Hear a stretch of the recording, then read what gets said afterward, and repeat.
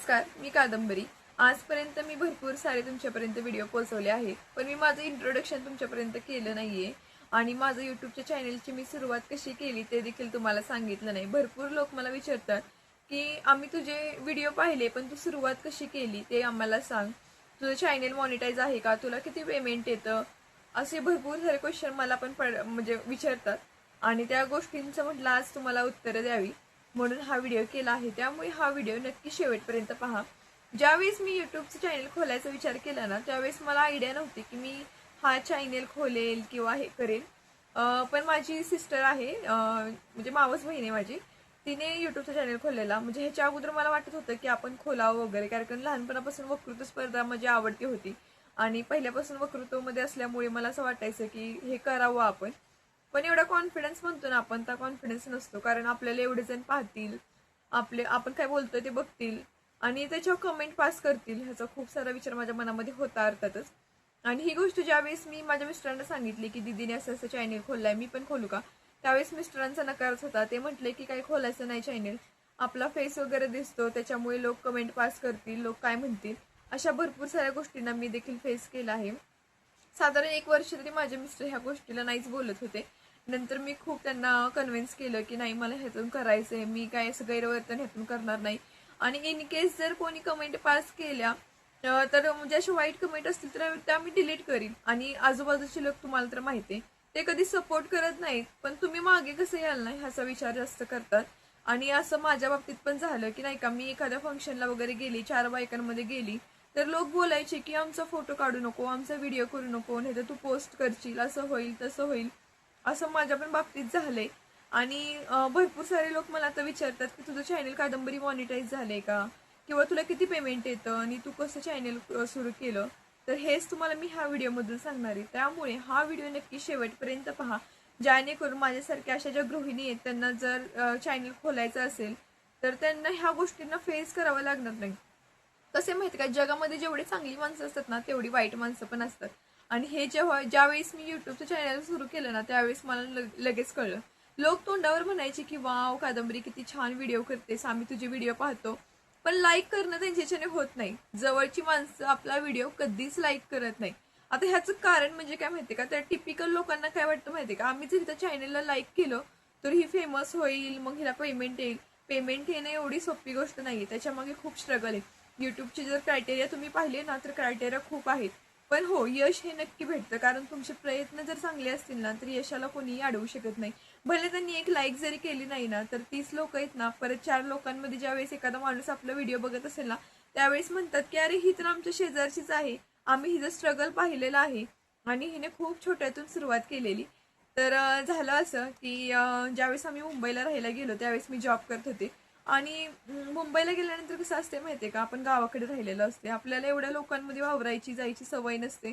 आणि ज्यावेळेस मी ऑफिसमध्ये गेले ना त्यावेळेस खरं सांगू का, रिअल इस्टेटमध्ये मी जॉब घेतलेला आणि साधारण मुंबईला जाऊन 2-3 दिवस झालेले आणि लगेच जॉईनिंग केलं मी।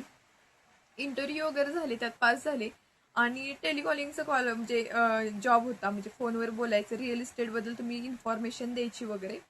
तर मला वाटलं की मी बोलण्यात तर एक्सपर्ट आहे, मला हा जॉब लगेच जमेल। ओव्हर कॉन्फिडंट असतो आपण, म्हणजे आपल्याला कळत नाही की ह्या गोष्टींना आपल्याला फेस करावं लागेल, पण आपल्याला वाटतं की चला आपल्याच्याने हे होईल। तसंच माझ्या बाबतीत झालं, मी म्हटलं की चला बोलण्यात चांगलं आहे म्हटल्यावर काय आपल्याला हे सोपं आहे। ज्यावेळेस ऑफिसमध्ये एंट्री केली आजूबाजूला एवढ्या मुली वगैरे पाहिल्या आणि घाबरल्यासारखं झालं। 2 दिवस मी फक्त बघत होते आजूबाजूला की काय बोलतायत, कसं बोलतायत, पण त्यांची इंग्लिश, आपलं इंग्लिश जरी चांगलं असेल, BA जरी मी इंग्लिशमधून केलं असेल तरी आपल्या इंग्लिशमध्ये आणि त्यांच्या इंग्लिशमध्ये ना तिथे गेल्यावर कळतं की जमीन आसमानाचा फरक असतो। तर असंच माझ्या बाबतीत झालं, हिंदी, इंग्लिश, मराठी याच्यामध्ये मी एवढी म्हणजे उलझून गेली की मलाच कळत नव्हतं की आता मी काय करायचंय। म्हणजे मी ऐकत होती 1 BHK एवढा स्क्वेअर फूट, तेवढा स्क्वेअर फूट, एवढा कार्पेट एरिया, तेवढा कार्पेट एरिया, पण विषय असा होता की आपण कधी फ्लॅटमध्ये राहिलोच नाही, तर त्याच्याबद्दल एवढं डीप नॉलेज आपल्याला येईल कसं, ते पण 2 दिवसामध्ये। त्याविषयी वेगळा आहे की मावशीचे वगैरे घर आहेत फ्लॅटमध्ये, पण तिथे 1-2 दिवस राहण्यात आणि ते पूर्ण नीट पाहण्यात ह्यात खूप फरक असतो, ते मला तिथे गेल्यावर कळलं। आणि 2 दिवसानंतर सर आले समोर, सरांनी क्वेश्चन वगैरे विचारले आणि मला एकदम रडायलाच आलं की म्हणजे नाही का आता काय बोलणार आपण। आणि मी म्हटलं माझ्याच्यानं हा जॉब नाही होणार, मी घरी आली, रडायला लागली, सगळं सांगितलं। 2-3 दिवस सलग एवढी प्रॅक्टिस केली की त्या महिन्यामध्ये सर स्वतः मला बोलले की तुला परमनंट करूया आपण, इथं खूप चांगला जॉब करतेस. आणि त्या महिन्यामध्ये अक्षरशः मला इन्सेंटिव्ह पण भेटला आणि खूप चांगलं हे झालं.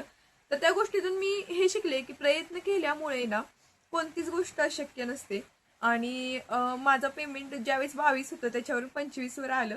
आणि ह्या गोष्टींना मी म्हणेन की तुमचं प्रयत्न जे आहे ते तुम्ही टिकवून ठेवलं पाहिजे. मग असंच काहीसं माझं युट्यूबच्या चॅनलबद्दल झालं की मी म्हटलं की आता रिअल इस्टेटमध्ये झाले, मग कशाला ना दुसरं काय करायचं. पण कसं आहे, रोज सकाळी 9ला जायचं, संध्याकाळी 6-7ला माघारायचं, ह्या गोष्टींना कुठेतरी असं कंटाळा येत होता. आणि लहानपणापासून मला कुकिंगची खूप आवड होती, कारण की माझ्या मामाला स्वतःहून कुकिंगची खूप आवड आहे. मामा मुंबईला राहिला, पहिल्यापासून मामा कुकिंग करत होता आणि मामाला खायची पण खूप आवड आहे. त्यामुळे दरवेळेस मामीला वगैरे आम्हाला म्हणणार की हे बनवा ते बनवा, ही रेसिपी दाखवणार ती रेसिपी दाखवणार. तर कुठेतरी ही लहानपणापासून आवड आहे ना माझ्या मनामध्ये होती. आणि म्हटलं चला आपण एवढं छान तर बनवतोय, मग ते दुसऱ्यापर्यंत पोहोचवलं तर काय होतं. आणि जसं की मी तुम्हाला सांगितलं की मी ह्यांना म्हणजे त्या गोष्टीसाठी सांगितलं की मला हे करायचंय. त्यांचा नकार होता तरी माझ्या हट्टामुळे ते म्हटले की चालेल तू कर. आणि त्याच्यानंतर नाही का मी व्हिडिओ अपलोड करायला सुरुवात केली आणि आपण नवीन काहीतरी करत असतो त्याची आपल्याला एक्साइटमेंट खूप असते. तर मी पण ते स्टेटसला वगैरे ठेवायला लागले, व्हॉट्सअपला, इंस्टाग्रामला वगैरे. आणि स्टार्टिंगला तर कमेंट खूप छान आल्या की वाव कादंबरी किती छान करतेस, मस्त आहे, असं आहे तसं आहे. आणि नंतर काय झालं, थोड्या दिवसांनी आम्ही गावाला शिफ्ट झालो. आणि गावाला शिफ्ट झाल्यानंतर जरा तुम्हाला माहिती आहे नवीन नवीन असताना भरपूर सारे वाद वगैरे होतात, हे होतं ते होतं. आणि त्याच्यामध्ये जे युट्यूबच्या चॅनलला मी व्हिडिओ अपलोड करत होते ते सर्व बंद झाले. आणि मग असं वाटायला लागले की आता गावाला तर आलोय, आता काय करणार दुसरं, आता जॉब पण गेला, सगळं गेलं, आता एक टिपिकल हाऊसवाईफ प्रमाणेच राहायला लागणार आहे. आणि ह्या सर्व गोष्टींचा विचार करून करून मी शेवटी ब्युटी पार्लरचा क्लास केला. आणि क्लास केल्यानंतर पण बघा तिथे पण मी एकच गोष्ट लक्षात ठेवलेली की तुला ह्याच्यामध्ये आवड आहे आणि ह्याच्याशिवाय पर्याय नाहीये म्हटल्यावर ही चांगलं केलंच पाहिजे. अक्षरशः कधी कधी मी मॅडमना म्हणजे आमच्या ज्या क्लास घेत होत्या त्यांना म्हणायचे की सगळ्यांना आयब्रो येतात, मग मला काय येत नाही. मॅडम म्हणायच्या की तुझ्यापेक्षा अगोदरच्या मुली आलेत ना ज्यांना 1-1, 2-2 वर्ष झाले त्यांना आयब्रो जमत नाहीत नीट, तुला पण जमतील हळूहळू, ते आता शिकतायत तसं तू पण शिकशील.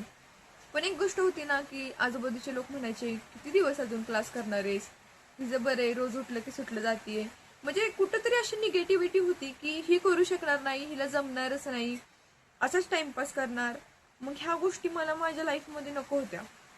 मी रोज संध्याकाळी आल्यानंतर आहे ना क्लासमध्ये शिकवल्यानंतर ह्यांना सांगायचे, हे पण विचारायचे की आज काय शिकवलं, काय केलं, असं तसं.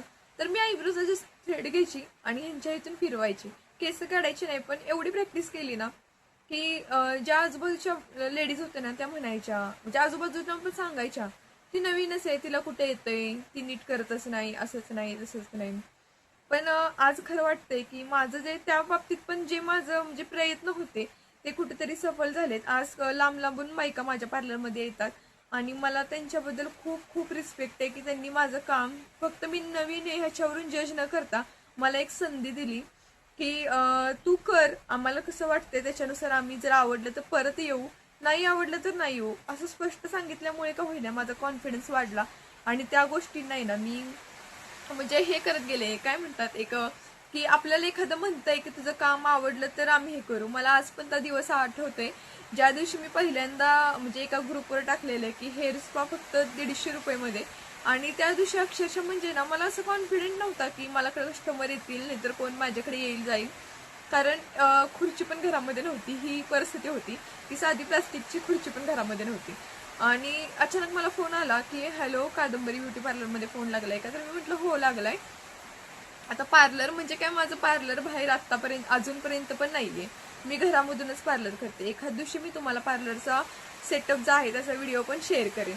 तर मग अचानक फोन आला की आम्ही हेअर स्पाला येणार आहे. डोक्यामध्ये एवढे प्रश्न चालू होते ना की आता करायचं काय, कारण हेअर स्पाला एकतर वॉश करायला चेअर लागते, महत्वाचं म्हणजे स्टीमची मशीन पाहिजे. बरं आता भांडवलाला पैसे पण नाही आहेत आणि अचानक त्या म्हटल्या की 3-4 वाजेपर्यंत येते. बरं आता काय करायचं हा विचार होता. आणि हे म्हटले की जाऊ दे तुला एक स्टीमर मी घेऊन देतो. तर आम्ही दुकानामध्ये गेलो, 5-6 हजार रुपयाचा काहीतरी स्टीमर घेतला 2 in 1चा. म्हटलं फेशियलला पण यूज होईल आणि ह्याला पण होईल. आणि घरी गाडीवरून घेऊन येताना डोक्यामध्ये एवढा विचार होता की स्टीमर तर घेतलाय पण केस धुणार कुठे. बरं खुर्ची कशी पण मॅनेज करता येईल पण केस धुण्यासाठी आपल्याला वॉश बेसिन तरी पाहिजे. पण खरं सांगू का, ते कस्टमर पण खूप चांगले होते. मी त्यांचा हेअर स्पा आहे खुर्ची बसून केला, स्टीम दिली आणि अक्षरशः सांगते जगाने पाणी ओतून आहे ना बाथरूम मध्ये केस धुतली. म्हणजे हा माझा पहिला अनुभव आहे आणि त्यांना खूप आवडला हेअर स्पा. त्या म्हटल्या पण नाही की तुझ्याकडे बाबा वॉश बेसिंग नाहीये, नाहीतर हे नाहीये ते नाहीये.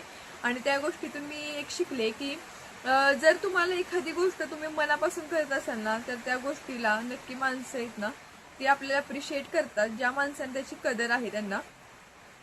तर अशा गोष्टी माझ्या लाईफमध्ये झालेल्या आहेत भरपूर साऱ्या. आणि नंतर जे आहे ते म्हटलं आता मग पार्लरचं वगैरे केलं. मग म्हटलं आता वेळ वाया न घालवता पार्लर बरोबर युट्यूबला पण थोडं टाइम देऊन बघूया, जर झालं तर झालं. म्हणून मग परत एक नव्याने सुरुवात केली आणि युट्यूबला परत मी व्हिडिओ टाकायला लागले. आणि कसं होतं माहिती का, युट्यूबला तुमचं सातत्य नसेल ना तर तुमचे व्ह्यूज परत कमी होतात. आणि हे भरपूर वेळा माझ्याबरोबर झाले. कारण काय होतं माहिती का, मी 2-3 दिवस उत्साहानं काम करते आणि परत सगळा जो क्रायटेरिया आहे पूर्ण खाली येतो. मग ह्याच्यासाठी मी म्हटलं की आता म्हणजे ह्या गोष्टी तर झाल्यात, म्हणून म्हटलं हे सातत्य चालू ठेवायचं, होईल तेव्हा होईल. आणि राहिला प्रश्न मॉनिटाईजचा, तर माझे 13,000च्या वर सबस्क्रायबर असून सुद्धा अजून माझं चॅनल मॉनिटाईज नाहीये. त्याचं कारण हेच की आतापर्यंत सातत्य नाहीये. तर तुम्हाला जर युट्यूबचं चॅनल खोलायचं असेल, त्याच्याबद्दल जर काही शंका असतील तर नक्की मला विचारा. मी कोणत्याही वेळ न लावता तुमच्यापर्यंत जेवढी माहिती माझ्याकडे आहे तेवढी नक्की शेअर करण्याचा प्रयत्न करेन. कारण कसं आहे माहिती का, जरी म्हणतात ना की 10 पुरुष एकत्र राहू शकतात पण 2 स्त्रिया एकत्र राहू शकत नाहीत एका छताखाली. त्याचं कारणच हे की एखादी स्त्रीची प्रगती होत असेल ना तर ती दुसऱ्या स्त्रीला पाहवत नाही. कारण तिला असं वाटतं की ही माझ्या पुढे जाईल, पण गोष्ट तशी नसते. जर एका स्त्रीने दुसऱ्या स्त्रीला जर कामासाठी अप्रिशिएट केलं ना तर त्या दोघी देखील त्यांच्या आयुष्यामध्ये पुढे जातील आणि दोघींचं पण जे काम आहे ते सुरळीत होईल. त्यामुळे एकमेकींना मागे न खेचता त्यांना अप्रिशिएट करा आणि अशीच प्रगती करत राहा. बाकी तुम्हाला आजचा व्हिडिओ कसा वाटला नक्की सांगा. व्हिडिओ बघितल्याबद्दल धन्यवाद.